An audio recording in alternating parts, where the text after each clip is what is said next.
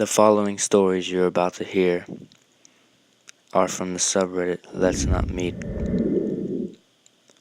First, I want to give a shout out to Your Maker, B Busta, Corpse Husband, Lazy Masquerade, and most importantly, whom is going through a very hard time right now, Mr. Nightmare. Go give them all a follow. Now, let's get down to the stories. Number 1. I'm a female and I was 21 at the time of this occurrence. Back in 2010, I was living at home with my mom. I used to stay up until around 4 a.m. The only show that was good at that time was Law and Order SVU. So it comes on and I'm about to turn my light off when I hear a small noise from the front of my apartment.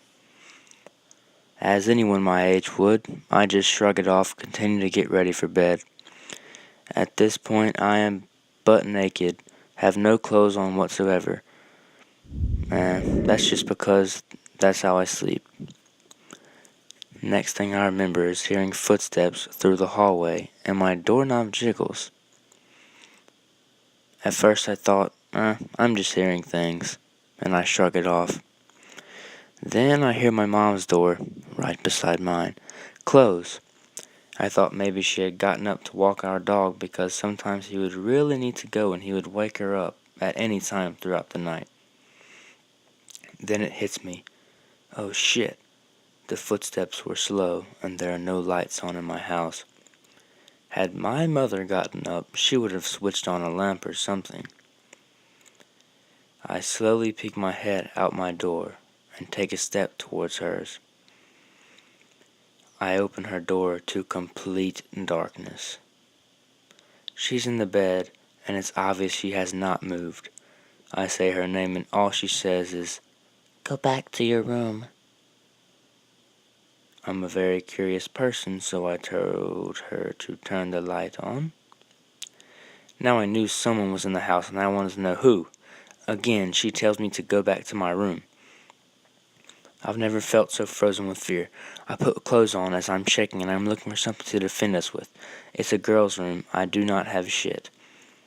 Next thing I hear is the bathroom door shut. It's across from both our bedrooms. She yells for me to get into her room. I slam the door and lock it. She tells me to grab the phone and dial 911. Meanwhile, we can hear this person going back and forth from my room to the bathroom. We can hear him opening drawers and going through my things. We are scared shitless at this point and the police show up after about 45 seconds, surprisingly. They come to the door and the dispatcher on the other line is telling me to stay calm and keep the door locked. They are going to have to break down the door. She now tells me we have to go unlock it. It dawns on me that this guy came out through my front door because it never locked. My mom said she never locked it and, well, of course I forgot to lock it when I came home. My mom runs to the door while the guy has locked himself inside our bathroom. They go back there and break down the door with the guns drawn. I'm freaking out at this point because it all hits me at once that I was in danger. They cuff him and drag him outside. They ask me if I want to try to identify him. I had no idea who he was. They retrieved many of my things he tried to steal. Cameras, old phones, etc. They take a report and, well, it's all over with, just like that. Come to find out, he was my neighbor's cousin. He had just been cheated on by his soon-to-be baby mama, so he went out and got high and decided to break into our place. Not sure what he was thinking. So dude who broke into my house, let's not ever meet again. Asshole.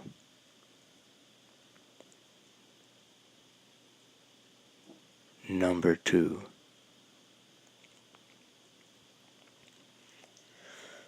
Back in around 2004 or 2005, I lived next to the major hospital in my city. This hospital used to deal with a lot of people, ranging from the injured to the insane. Just like any hospital, really. I lived around 50 feet away from it, so it would often bring people who were a few sandwiches short of a picnic outside of my apartment block. After a while, I just got used to the sort of people you'd see hanging around. The demographic was pretty verified, so I'd see people from all walks of life outside. Nothing overly weird happened until one night. I lived on the ground floor of my apartment building, and my bedroom window opened onto the street. On the odd occasion where I'd forgotten my keys, I'd take a shortcut and just clamber on in through my window. It wasn't overly difficult. Anyway, one blisteringly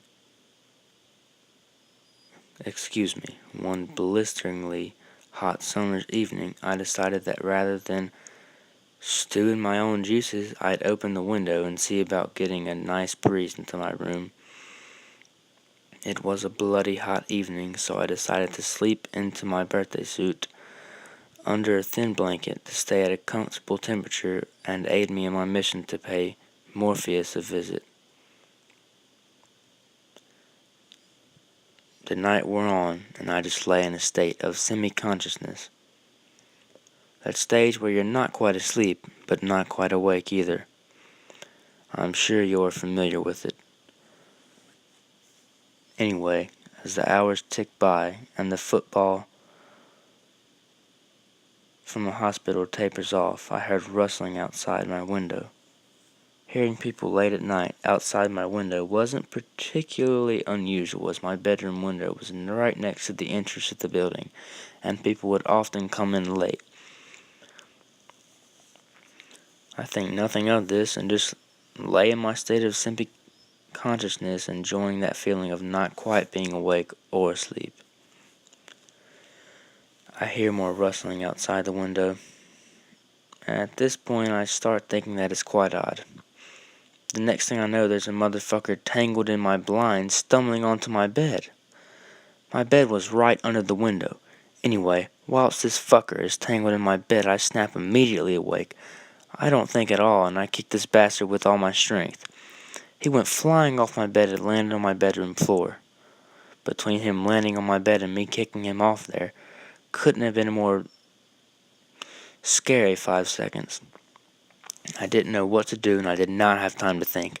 I leapt out bed with my meat and my veg in full view, and I lay into this motherfucker.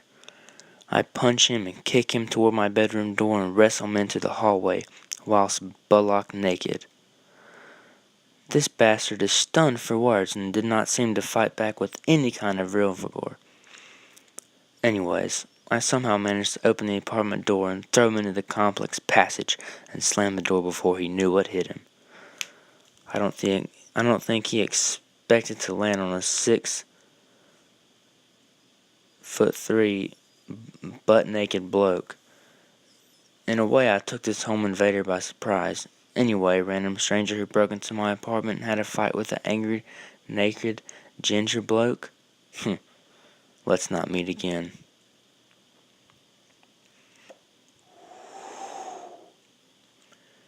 Alright guys, as I realized my audio at some point might have been pretty shitty, as I'm not working with the best of equipment right now, and a cracked phone I'm reading from. Well, I promise next video it'll get better, because today, after I upload this video, as a matter of fact, I'm going to get all new equipment. But yeah, I just want to say a couple things. Rest in peace, Wes Craven. He was a great horror film producer. He made Nightmare on Elm Street, The Hills Have Eyes, Wrong Turn, Scream. He made a bunch of good movies.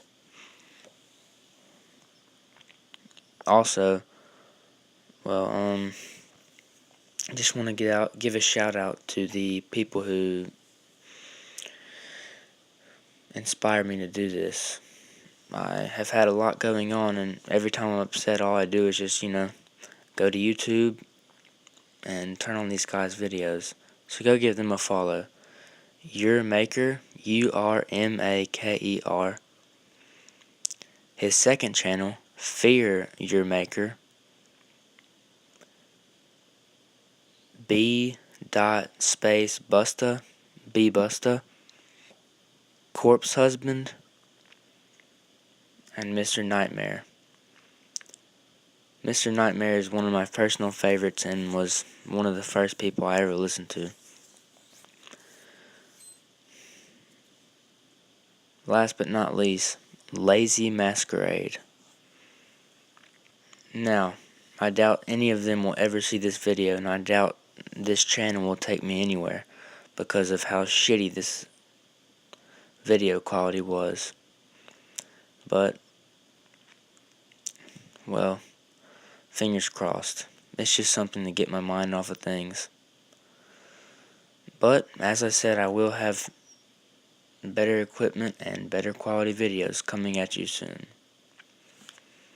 Now, stay classy, guys. And don't forget,